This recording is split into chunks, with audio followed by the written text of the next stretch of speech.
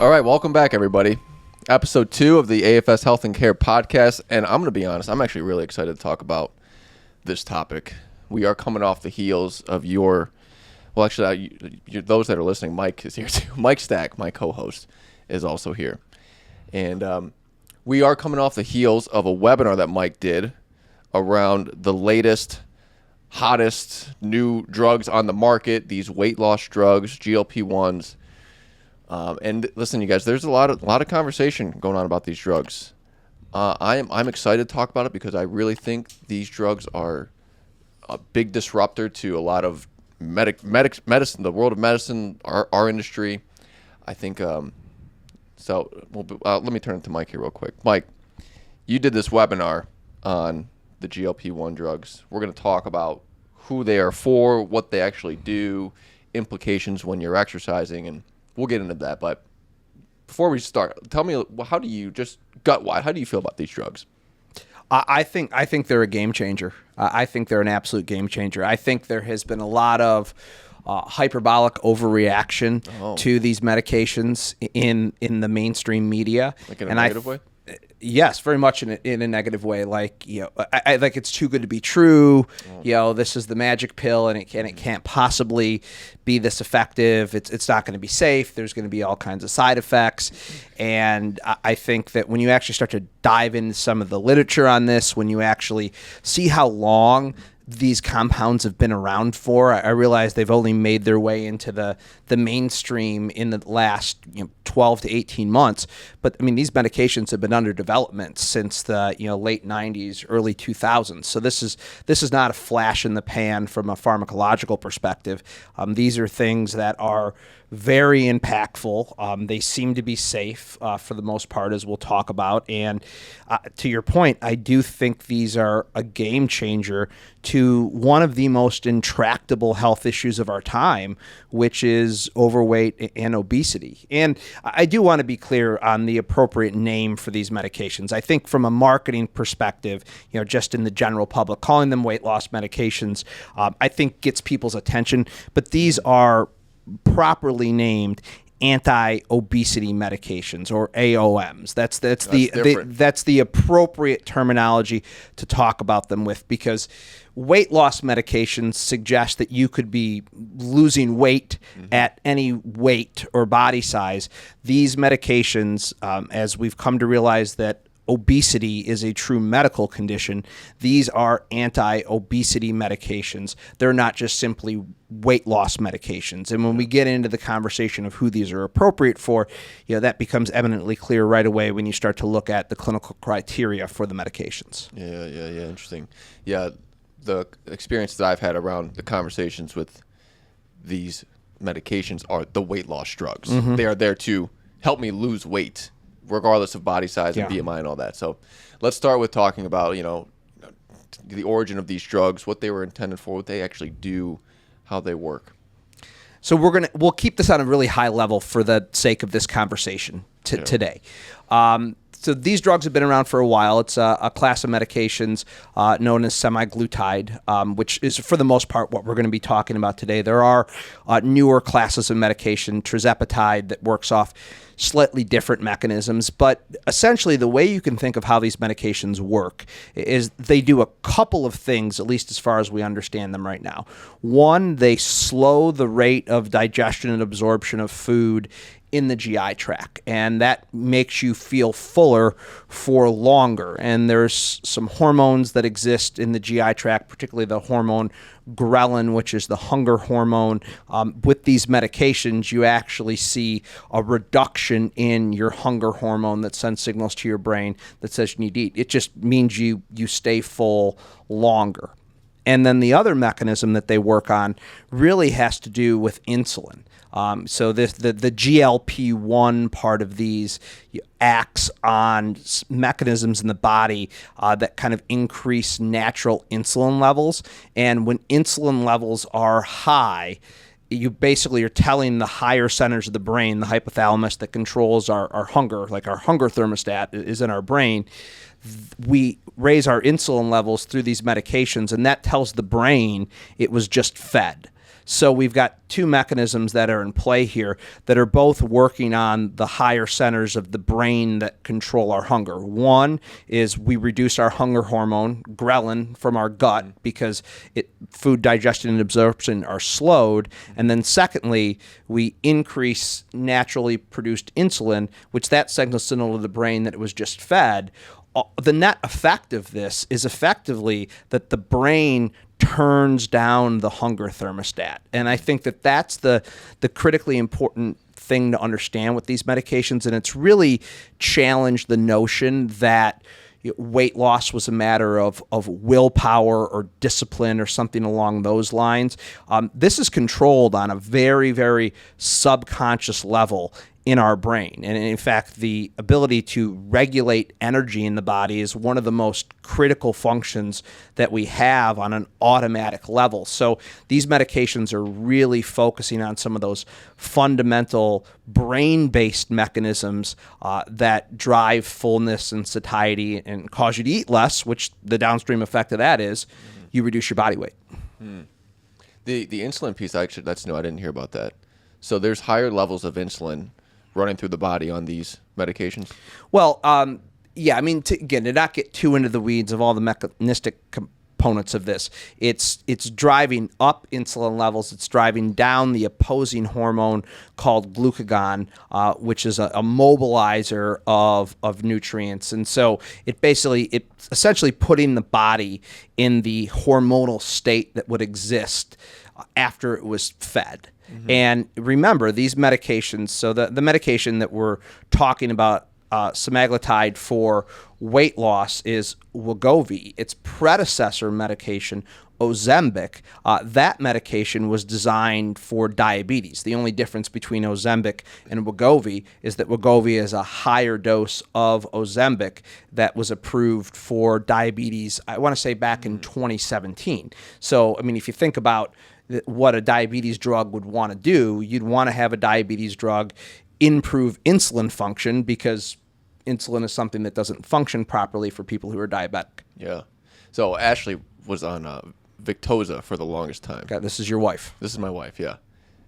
And HIPAA notwithstanding here on our podcast. I mean, you just did. I'm not in health. We're not a healthcare company yet. Well, I mean, you got to go home to your wife and be okay with Here's what's interesting, though. This was Ashley, she's a type 1 diabetic, but she was on Victoza, and a side effect from being, and this was to just manage her type 1 diabetes, her insulin, but she lost a lot of weight on Victoza. So to be clear, Victoza was, you would call that kind of almost the first generation of some of these medications. So when I say these have been around for a while, Victoza is an example of a medication, and I think the pharma companies do a great job of advertising these. So I'm sure people have heard the commercials for Victoza. I'm sure people have heard the commercials, the Ozempic. Like, I mean, people remember these jingles, and so yeah, these medications have been around for a while. And to your point, the reason that they started to become aware that Ozempic could be used for weight loss is because it became, a side effect of the medication. People are on the medication. The direct indication for the medication, in the case of, the kind of predecessor, the Wegovy version of this was, hey, this is just supposed to, the Ozempic version of this was just supposed to help treat diabetes. Then a bunch of people started losing weight, and they were like, well, wait a second. Yeah, this is a side effect, but this is actually a positive side effect. So, why don't we go through the clinical trials process to get FDA approval for treating obesity with these medications? And that FDA approval came in 2021 for Wegovy for weight loss. And in 2024, it was approved for cardiovascular disease. And now there are many trials going on with multiple disease states. I was just actually listening to something today on liver disease driven by alcoholism is potentially being looked at as a target endpoint for these medications. I've heard Alzheimer's. I mean, the list, just sleep apnea, the list just goes on and on and on and on. It's very interesting how, mechanistically it seems like we've hit on a medication that seems like it is almost to not be too hyperbolic on this, but it's almost a master controller of a number of different disease states in the body. So that's why I think these medications are going to be such a game changer. And make no mistake about it, the economic implications of these medications are so vast that all the research that can be done on these medications are going to be done in these medications. To give you an idea of how profitable these medications are at this point, which is definitely a part of the conversation we need to talk about towards the end, is the cost, is Denmark, where Novo Nordisk is based, manufacturer of these drugs. They've actually had to recalculate how they determine the country's GDP to factor out Novo Nordisk because it's skewing their gross domestic product calculations. Is that from like consumer market, or is that from like insurance companies?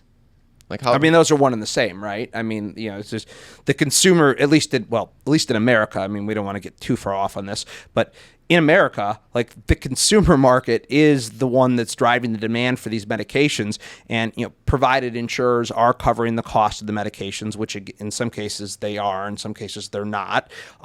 That's going to be reimbursed by the insurance companies. So the who pays and how they pay and how long they pay is definitely a really vexing question for this. Like right now in America, if you are on Medicare or Medicaid, and specifically probably most people listening to this are on Medicare, Medicare does not, by statute, allow for these medications that are for weight loss. Again, I would call these anti-obesity medications, but it seems as if CMS and Medicare like to look at these medications as, not anti-obesity, obesity being a disease state medications. They seem to be looking at them as weight loss medications right now. They're not covering them, right? So it is the who is paying, and to be clear, when we talk about paying for these, this is not like going down to the drugstore and buying Tylenol. These drugs have a list price of $1,000 to $1,500 per month.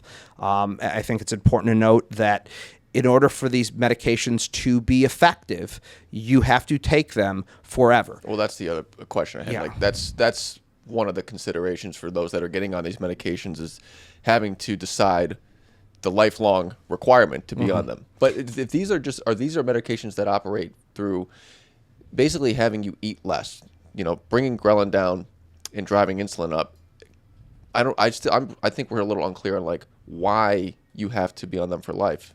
Can you control those things off the medications? Is there like a way where you can bring ghrelin down through lifestyle behavior and maintain the weight loss? We've not seen anything from a lifestyle intervention standpoint that comes even close to what these medications can do in terms of promoting weight loss. I mean, best case scenario, exercise alone can help you lose about 3% of your body weight.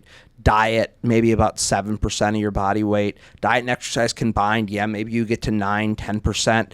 These medications, and this isn't for everyone, and this will be important for us to talk about, but on average, people are losing 15% of their body weight with semaglutide.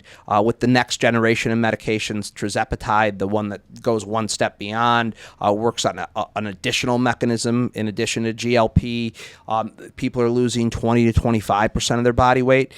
The reality is that the state of obesity and significant weight gain is not driven primarily by lifestyle factors. It is driven primarily by biology. And just like somebody who had genetic high cholesterol or genetic high blood pressure, they would go on a medication and they would stay on it for their life, because if they got off of it, they would see their cholesterol and their blood pressure go back up. It's the same thing here. There is a biological basis for obesity, and that's what we have to wrap our head around with this. It's not like, I know everyone wants to think that they can do it without the medication, right? And some people might even say, well, the medication is cheating or something like that. That's so far from the case. Like any other disease state, if you need to take a drug to treat the disease state, and it's not eliminating something that shouldn't be there. Like an example of cancer, right? You don't need to do chemotherapy for the rest of your life because it eliminates the target in the body. This is an issue that is perpetual for people who are overweight, and I think the important thing to realize is that for individuals with overweight and obesity, they're constantly thinking about food. And when you listen to people talk about going on these medications, it's as if their life is opened up to think about other things other than food all the time. I'm sure there's people listening to this that all they are doing throughout their day is fighting the thought for that next meal. They don't have the bandwidth to focus on and orient towards other things. One of my really good friends who's a researcher in their space, Dr. Renee Rogers, based out of KU Medical Center, she has done direct interviews with the people that have been on these medications. And they will literally tell you it is like a weight has been lifted off their shoulders because now they're not obsessing over food. And let's be honest, that's not something that people who are of normal body weight are always thinking about food. Yeah, different, more intense. Yeah. It's like alcoholism. Yes. It's like you remove the alcohol from the person's life, and they have a system in place where they're now not dependent on that. It frees them up to live life. Right. Yeah. So we have to be really clear that that obesity is a biological condition. It's not, what we've thought of it for years and years and years, which is it's a lack of willpower, lack of discipline, lack of motivation. Make no mistake about it. There are aspects of lifestyle that are important, but these medications have completely upended that narrative of lifestyle can do it all. I think that's important to say. Like, stage set with obesity is a disease, right? That's how we're classifying it. This is hard for people to wrap their mind around, that we see every day. We talk about hypertension or high cholesterol, like that's something that's like, oh, you need to be on medication to manage that. Obesity, I agree. I think it's hard for our population to actually wrap their mind around that actually being like a clinically diagnosed disease as versus like a lifestyle. So let's go on that diagnosis piece for a second here, because it gets into who these medications are for. Because I'm sure there's a lot of people listening that are like, should I be taking these? Yes. Because I mean the objective reality is there's a lot of people in our population that are overweight or obese and can benefit from these medications. So the clinical criteria for these medications are as follows. If you have a BMI, a body mass index, which is a weight to height ratio, you can go online, you could search BMI calculator, you put in your weight, you put in your height. If that's 30 or greater, from a clinical perspective, you would be considered obese. Now, I know the term obesity, when you abstract it away from medicine, engenders a lot of negative feelings, and there's a really negative connotation about it. But again, having the diagnosis of obesity is no different than having the diagnosis of high blood sugar or hypertension or high cholesterol. There's clinical cutoffs for all those, and that's the context we're talking about them here. So that if you're 30 or greater from a BMI perspective, you meet the clinical criteria for these medications. Or if you're above a BMI of 27 and you have one obesity-related comorbidity, you would also qualify for these medications. So in that case, just like somebody who reaches a certain cutoff point and they become diabetic, there's a step below that's pre-diabetic, and sometimes they'll prescribe an intervention, a pharmaceutical intervention,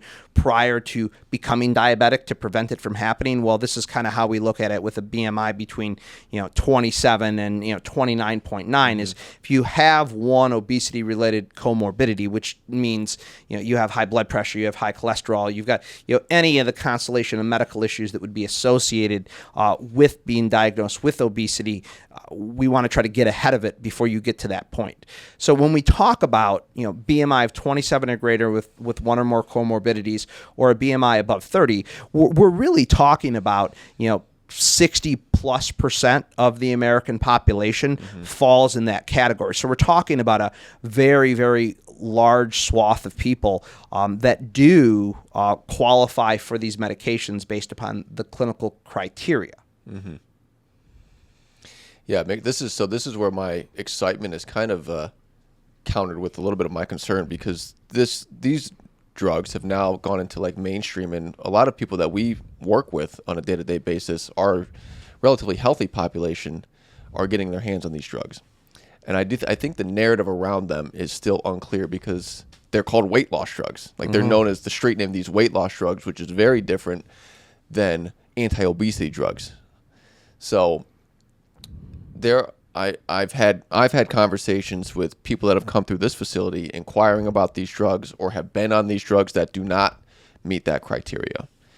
What are your thoughts for people that are, have a relatively healthier BMI or under those, BMI under 27 taking these? No different than my thought would be if you were somebody that had a blood pressure of 120 over 80 and you thought you should be on a Tenolol or an ACE inhibitor or something like that. If you don't have the medical condition, the medications are not appropriate for you. Are they going to help these people continue to lose weight though? If you're as effectively as some of the studies that have been out there on the larger people with higher BMIs? We don't know the answer because that simply hasn't been studied. I would venture to say that to some degree, yeah, I'm sure they would lose weight. But I mean, there's a cost to taking these medications. First, if you do not meet the clinical criteria for these medications, you're somehow getting them on the black market, right? But this is a lot of people are having a black market. Yeah, this is. I mean, this is a pharmaceutical. This is a controlled substance. So and if you are getting them from the black market, you really got to ask yourself, is this somebody's bathtub? Wegovy that they're, which you laugh, but that's a real concern because I mean these are injectable medications. I mean there's a whole host of concerns that just exist around safety, but also you got to remember that these medications do come with side effects. There are gastrointestinal side effects. I mean there's no such thing as a free lunch with regard to any kind of a pharmaceutical. But I think going back to what you said earlier with regard to, will these actually help a non-obese person lose weight and how much weight will it help them lose? We don't know the answer to that because these medications in their clinical trials have only been tested on people that meet the BMI criteria that we talked about before. And kind of the logic that would follow in my mind from that is that those are the individuals that have kind of the greatest level of maladaptive understanding of their hunger, and they have the greatest dysregulation of their hunger. So if there's no hunger dysregulation to really address, certainly the effect wouldn't be as robust. But then I even take it a step further, is the average person really going to spend out of their own pocket $20,000 a year, to be on these medications, knowing full well when they get off of the medication, all the weight that has been lost, is going to be gained. So I'll go back to what I said initially. No more than would you not be diagnosed with any other medical condition, diabetes, hypertension, high cholesterol, go down the list. No more would you not be diagnosed with one of those conditions, and they would be foolish to take a medication for those conditions. It's the same thing here. If you're not diagnosed with the condition, then it would be very foolish and probably unsafe over the long term to consider taking a pharmaceutical like this. Yeah. Yeah, I think what still exists in, just our culture is a lot of people associate exercise and lifestyle behavior change with weight loss. Well, I'll stick with exercise. I'm going to go work out and do some type of exercise program to lose weight. That's the sole reason I'm doing that. Now that I'm going to say weight loss drugs because I'm going to stick with the language that most of our listeners are using. Now that these weight loss drugs are on the market, we'd be foolish to think that people are thinking, whoa, wait a minute, now there's this pill I can take or this drug, this injection that's going to allow me to lose weight.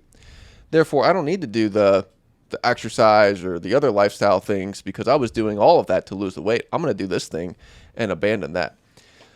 So I think it's important to talk about, people that are listening to this podcast, how lifestyle health behaviors complement people that are on these medications. I actually want to backtrack on something for a second that you said and double click in on it because I think it's important. Double click. We got a mouse. Just like click, just like we're at a computer.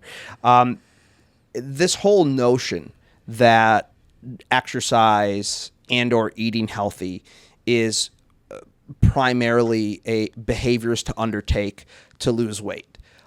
Whoever said that, a long time ago was selling a bill of goods. And I'll stay in our lane here with regard to exercise. I'm an exercise physiologist by trade and training, so I'm not a dietitian, so I'll stay within my scope here. Exercise is not intended for weight loss. Never was, never will be, certainly with these medications. That definitely brings it into stark relief with these medications. And I do realize that the idea that exercise is for weight loss is a byproduct of the marketing machine of the commercial fitness industry. And these drugs are the reckoning for that marketing machine, because they're starting to realize, well, wait, I can lose weight without exercise. And that is 1,000% true. But go back to what I said earlier. If you aggregate all the clinical trials done over all of the years, you see about an average rate of weight loss from exercise around 3% under best case scenarios. Ain't no one setting a New Year's resolution to lose 3% of their body weight, right? People are always thinking more significantly. Weight loss is a side effect of exercise. At best, it is far from a direct effect. And I think that the evidence-based exercise community has tried to talk about this for a very, very long time, and it's kind of fallen on deaf ears, because I think the marketing machine that has existed in the exercise industry has tried to push weight loss, because it's playing on people's insecurities to make a buck. And again, now we've kind of reached our point of reckoning where that messaging that we've had for years and years and years now is starting to work against us, because all the companies that were out there talking about that to people that were desperate for that outcome, now you just said it's in a pill, and you will lose weight and you will get healthier on these medications without exercising. Bottom line, you will. Now, so that begs the question. This is kind of what we talked about in the webinar, which we'll figure out a way to link on the show notes page for Nick. Everyone. That camera's all twisted. Guys, Nick's behind the camera, and he's making me swivel here. I wish everyone could see what we have going on. I guess I wish everyone could see what's going on behind the camera here, because it looks like a Ninja Warrior course or something. It's gonna look fucking good though. No cussing. So no cussing. So talking about the webinar. The webinar, we get into a lot of this and on a more technical level, and this is a little bit more conversational, but I think the question becomes like, well, so why exercise or why eat healthy now if I can just pop a pill? And I think this is really challenging that myopic view that we talked about, that exercise and eating healthy are just for weight loss. Again, I'll stay in my lane. Exercise. The benefits of exercise in terms of improvement in physical fitness are so numerous that when I was putting together the webinar, I wanted to list all of the benefits of exercise on one slide, and they didn't all fit. So I just picked the top ones, right? And exercise does so many amazing things for our body in terms of improving energy levels, improving functional capacity, improving brain health. I mean, you go on and on and on the list. There are infinite benefits to exercise.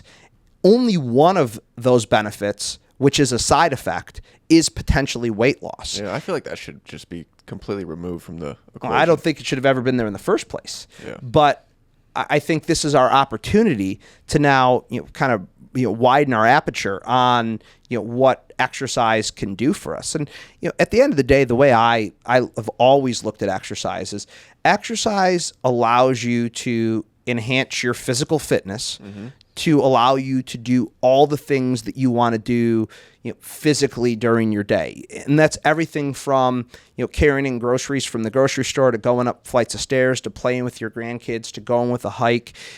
It allows you to experience life in its fullness. And now that these medications are here, and we realize that they can address the weight loss side of the equation for the people that need it. Now, thankfully, exercise professionals can focus on making exercise what exercise was meant to be about, which is, living the physically active life that you want to live. And I think that's why I'm so excited about these medications. I mean, look, there's a lot of challenges with these medications. Not everyone's a responder. I mean, that's clear. What we talked about in the webinar, there's a certain percentage of the population that doesn't respond to these medications. There's a real cost challenge. There are side effects. So you got to be on them forever. So, these aren't an absolute panacea with no downside. But, from my perspective as a exercise professional for 20 plus years, I would love to never have to have another weight loss conversation with somebody. I would, just like, I'm not directly treating somebody's hypertension or directly treating their high cholesterol. I let the medical professionals handle that. And now we have a medical and a pharmacological intervention that addresses that. So in my mind, the question we ask in the webinar is, are diet and exercise now irrelevant? I would flip that on its head and say diet and exercise are more relevant now than what they ever were, because relevance, in my mind, doesn't mean adhering to some societal standard about the way you're supposed to look. Relevance means being able to engage with life in its fullness as much as you want to, and that's what these medications are opening up. Yeah. The industry, our fitness industry, has been wrapped up in this whole weight loss and aesthetic image, where, to your point, like, what we do provides people so much more than just how you look. And unfortunately, a lot of people are still coming into, the gym looking for weight loss, practices to help them look better, to appease other people. It's an external thing that they're trying to appease. So with people that are on the drugs, let's talk about what they should be doing from an exercise standpoint. You got somebody that's taking these medications. Everything we know about people that are in a hypocaloric state, right? There's a real risk for, a nutrient deficiency or not getting enough protein. And, part of the people that are listening, they buy into what you just said. Like, they want to live a healthier life. So there's some considerations here in terms of, like, types of exercise we should be thinking about, nutritional things we should be thinking about. What are your thoughts on somebody that's on these drugs and they're like, hey, what should I think about when it comes to actually, like, exercising? And yeah, well, I think first and foremost, we know you're going to be eating less. I mean, that is what these medications result in. And as a result of that, I mean, you are going to be energy deficient when you're exercising. And anyone who's ever been on a diet before and tried to exercise knows it can be a little more challenging to do that. So I think the first couple things that I tend to think of is, first, just kind of understanding, what your volume and intensity of exercise is, and realizing you may have to ratchet down the intensity or how hard you're exercising initially, just simply because you don't have the adequate nutrition to support that kind of exercise, at least at a higher intensity. So I think that's one potential that might exist for individuals that get on these medications and are exercising, or they're starting to exercise while they're getting on these medications. I think that, and I want to be careful with how I talk about this because we still don't know a lot about what's happening, but we know when people lose large amounts of weight, a portion of the weight they lose is not just fat tissue, it's lean tissue, which we define as any tissue in the body that's not fat. A part of that lean tissue is muscle mass. Now, you've heard a lot of talk about how much quote-unquote muscle mass these medications are causing people to lose. As we sit here right now in May of 2024, we actually don't know how much actual muscle tissue is being lost. There's research underway right now that's actually trying to delineate that. But regardless of how you're losing your weight, it could be gastric bypass surgery, it could be from these medications, it could be you lost 40 pounds, working really hard on your own without these medications and without surgery. You are going to lose lean mass, you are going to lose muscle mass, which could result in a reduction in muscle quality. And that's really what I'm concerned with. It's not so much muscle quantity, like what the muscle can do, like the muscle's ability to be strong, the muscle's ability to be powerful. So I think in saying that, I think strength training is very important for these individuals, less so because we want to make sure we prevent muscle loss, which is kind of what you hear in the non-evidence-based exercise community. Because look, if you lose 40 pounds in these medications, you are going to lose lean mass, you're going to lose muscle tissue. There's no about a strength training that's going to combat that. If there's 40 pounds less of you, you certainly need less lean and muscle tissue to support that smaller version of yourself. What I care about is the quality of the muscle. Is it strong enough and powerful enough to do your daily tasks? Does it have adequate endurance to carry that bag of groceries and to play with your grandkids? So I think strength training becomes, I think, very, very important for these individuals, not because we're trying to combat muscle loss, but because we're trying to combat the reduction in strength and muscular fitness that comes just as you lose body mass and lean mass. So I think we need to be mindful of exercise intensity. We also need to be mindful of the possibility for acute incidents of hypoglycemia with these medications, low blood sugar. Remember, they are driving an insulin response. We are eating less food. We're also having food digest and absorb a little slower. So, let's say you normally eat lunch at work at between 12 and 1, and that normally sustains you to do a workout at 4 or 5 o'clock. In theory, some of those nutrients still could be digesting and absorbing at that point if you're on the anti-obesity medications. Therefore, you may have to shift the times you're eating certain things to accommodate to exercise from an energetic perspective. And then you said this earlier, and I'll touch on it briefly, but I'll also defer to dietetics professionals on this. Certainly, if you're eating fewer calories, the need to ensure that you're consuming the highest quality calories for that limited amount you're eating, I think is really important. So making sure you're getting in fruits, vegetables, protein, you're trying to maximize your nutrient intake. And now there is some nuance to being on these medications and nutritional status, and that's where I would defer everyone to a registered dietitian for that kind of guidance. But also remember, the package insert for these medications says right in there that this medication is meant to be taken, in conjunction with lifestyle modifications such as exercise and diet. And exercise professionals, exercise physiologists like myself, you, the team here, we're the exercise professionals that can steward that part of their journey. And then there are dietetic professionals that can steward the nutrition part of their journey. So the pharmacological intervention is one thing, but being supported by the proper professionals on the lifestyle end is also critically important. Yeah, well said. Awesome. I think we're running low on time here. But to wrap up what I heard, hey, people that are on these medications, when it comes to lifestyle considerations, be mindful of strength training. Probably good to do some strength training if you're not. Higher quality, like whole foods. I think that's like a blanket statement for just general health, but proteins, fibrous foods, fruits, veggies, that kind of thing.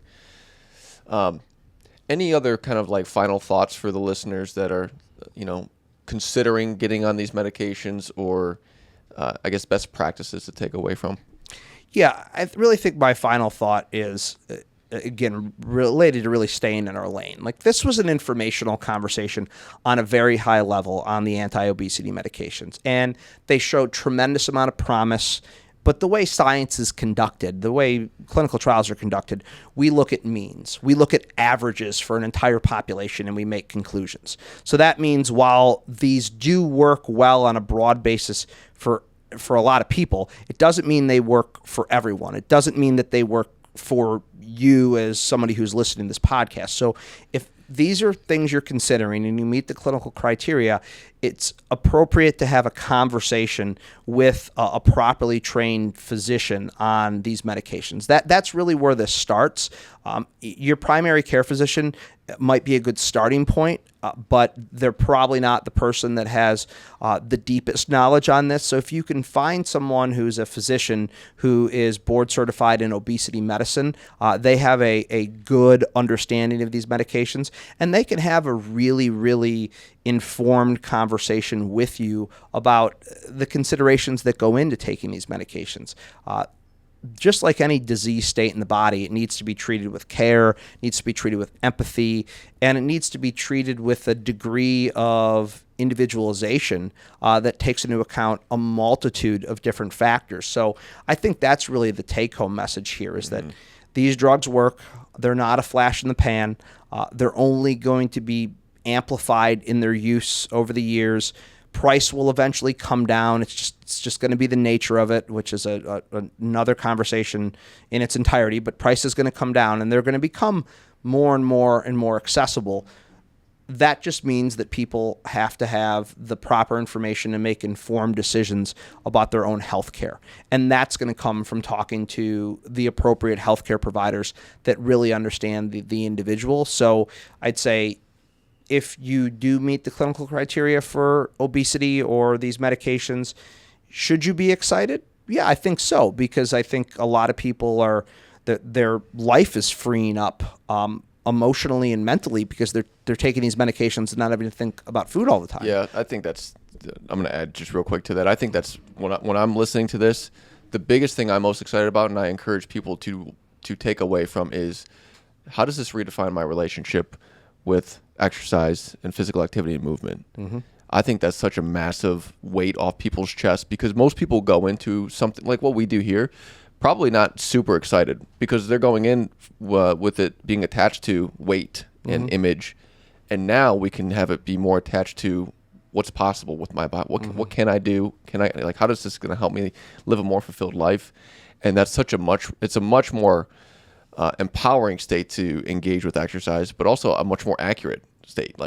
Your expectations are going to probably be met sooner than if you were doing the latter. So, but saying all that, I guess kind of the fine point to put on all this is it is a highly personal and individualized decision if you should consider any medication, and that should be done in the context of a good, caring relationship with the appropriate healthcare provider. We've talked about these medications and how amazing they can be. But that doesn't mean they're going to be amazing and appropriate for you. Mm-hmm. And I think that is really the question that has to be answered, in the confines of that medical appointment. But I also think the other thing we can abstract from this discussion, just more broadly speaking, is if we can start to view our fitness and our exercise journey as something that is more than just weight loss, body composition, aesthetics, and nature, I think that is really going to open up a whole world of possibilities of people engaging with exercise and movement in a much more positive way. So even if you're not somebody that meets the clinical criteria, maybe it's time to start shifting your perspective on what a healthy diet and what a good exercise can do for you, because it's just not about weight loss. In fact, it's far, far less about weight loss than what you've been told. And I think these medications are the strongest reminder we've ever had of that. Sounds like another podcast topic.